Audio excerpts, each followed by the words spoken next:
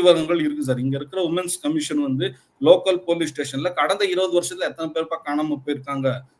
List குடுங்கறதுக்கு 4 நாளைக்கு முன்னால list குடுத்துருக்காங்க. 1912ல இருந்து 22 வரைக்குமே சாரி 1902ல இருந்து 12 வரைக்கும் கிட்டத்தட்ட 900 பேர் அனாதை பொணமா வந்து இங்க இறந்திருக்காங்க. 12ல இருந்து 22 வரைக்குமே கிட்டத்தட்ட 400 சில்ற பேர் வந்து இங்க அனாதை பொணமா இறந்திருக்காங்க. இதுல எத்தன கொலை, எத்தன கற்பழிப்பு அப்படின்னு எஸ்ஐடி தான் இத வந்து இன்வெஸ்டிகேட் பண்ணும். நான் மறுபடியும் எதுக்கு இப்படி சொல்றேன்னா, சவுத் இந்தியாலயே மிகப்பெரிய வழிபாடு தலங்கிறது தமிழ்நாடு தான். திருவண்ணாமலை இருக்கு, தஞ்சாவூர் இருக்கு, சிதம்பரம் இருக்கு, மதுரை மீனாட்சி இருக்கும்.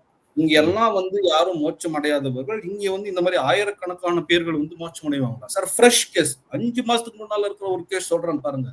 பெங்களூர்ல ஒரு தம்பதிகள். அவங்களுக்கு குழந்தை இல்ல. 2 பேர் புருஷன், பொண்டாட்டி ஐடில இருந்தவங்க, செக்டர்ல லட்சக்கணக்கான இதுல சம்பாதிச்சவங்க. 4 மாசத்துக்கு முன்னால அந்த கோயிலுக்கு போயிருக்காங்க. வீரேந்திர ஹெகடேவ பார்த்திருக்காங்க. சார் இந்த மாரி பெங்களூர்ல எங்களுக்கு இத்தன சொத்து இருக்கு. குழந்தைங்க யாரும் இல்ல. அடுத்தது என்ன பண்றதுன்னு தெரியலன்னு சும்மா சொல்லி புலம்பியிருக்காங்க.